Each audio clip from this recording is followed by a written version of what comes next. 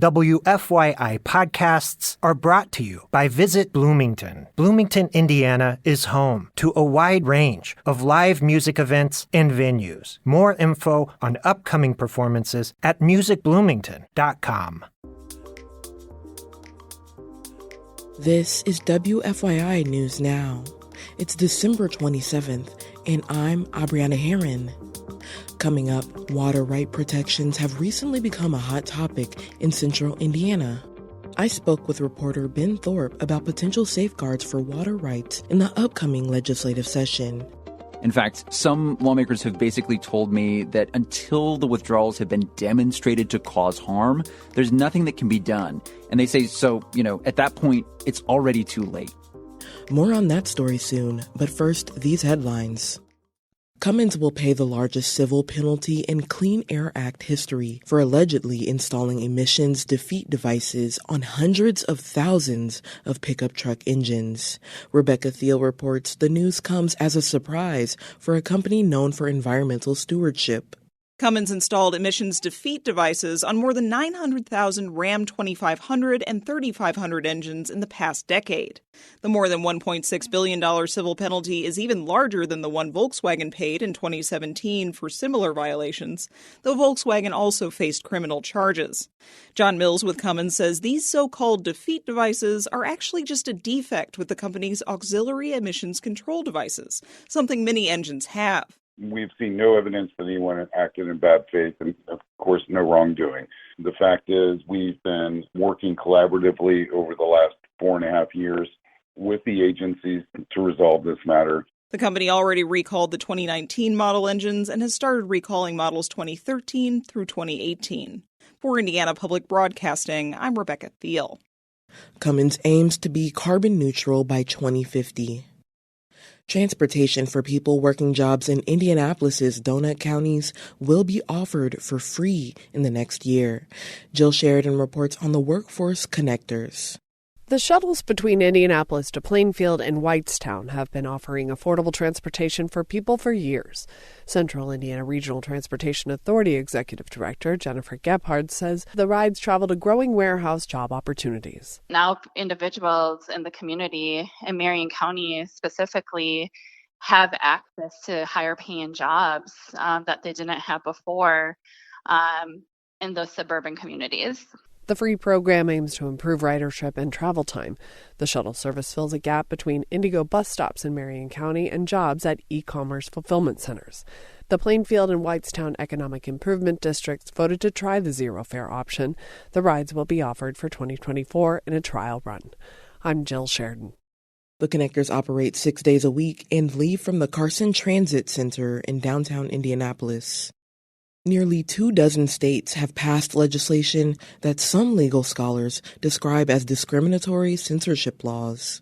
That's according to new research from the National Education Policy Center. Lee Gaines explains why these professors believe Indiana is one of the states that have embraced such laws. Republican lawmakers in Indiana approved legislation in 2023 that makes it easier for people to request removals of books from schools. West Virginia University law professor Joshua Weishart says this is an example of a discriminatory censorship law, in part because data shows that some of the most frequently banned books are those that feature LGBTQ and other minority characters. Just think about the self-censorship that this is inducing among teachers. And then are they going to receive complaints from parents or are they going to receive some type of more formal punishment, including losing their jobs, perhaps? Weishart is the co-author of a report on these laws. The report outlines numerous recommendations, including ways to support teachers. I'm Lee Gaines. And for our final story today, protecting water rights has not been a hot-button issue in Indiana until now. I recently talked with reporter Ben Thorp about why Central Indiana residents will watch the upcoming legislative session to see if lawmakers create potential safeguards. So, Ben, let's talk about why residents and some lawmakers are pushing for water protections during this upcoming session. Yeah, to explain that, we kind of first need to talk about a large industrial complex that the state is hoping to build in Lebanon. The state, through a kind of quasi-governmental agency called the Indiana Economic Development Corporation, has been working to attract large industrial projects such as semiconductor chip manufacturers.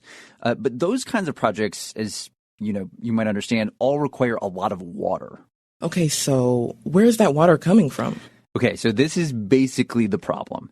Indiana as a state is a very water-rich, but Lebanon itself doesn't have enough water to support the kinds of projects that this state is hoping to attract. So the state has been looking elsewhere for potential sources of water, and one of the places that they've landed on was Tippecanoe County. The state is in the process of studying water resources there and has proposed a roughly 35-mile pipeline that could bring water from the area down to Lebanon. Some estimates have been that the state would be moving about 100 million gallons of water every day.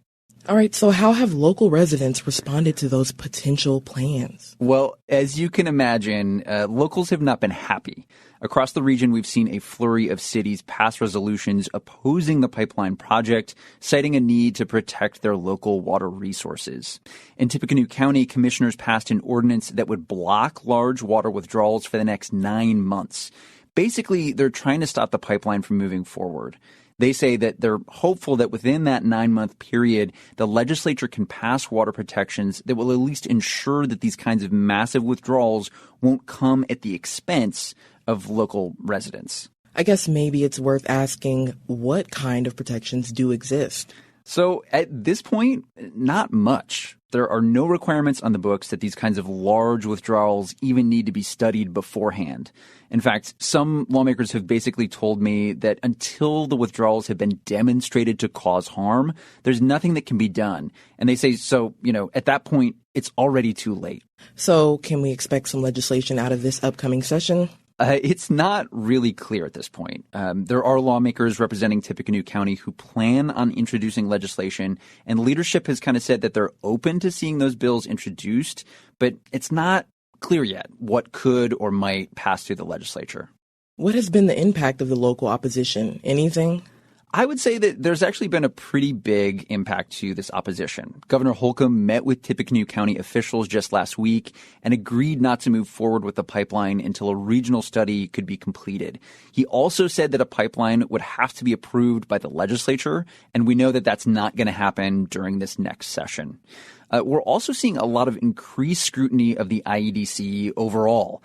At a budget meeting recently, lawmakers grilled the corporation about its large expenditures and basically said, we feel like there's not enough oversight of this corporation. So I guess we'll see what comes out of this next session. Abrianna, I think a lot of people are going to be watching this next session really closely. Thank you so much, Ben. Thank you. To read more about Tippecanoe County water issues, go to WFYI.org/news. That's all for today's episode of WFYI News Now.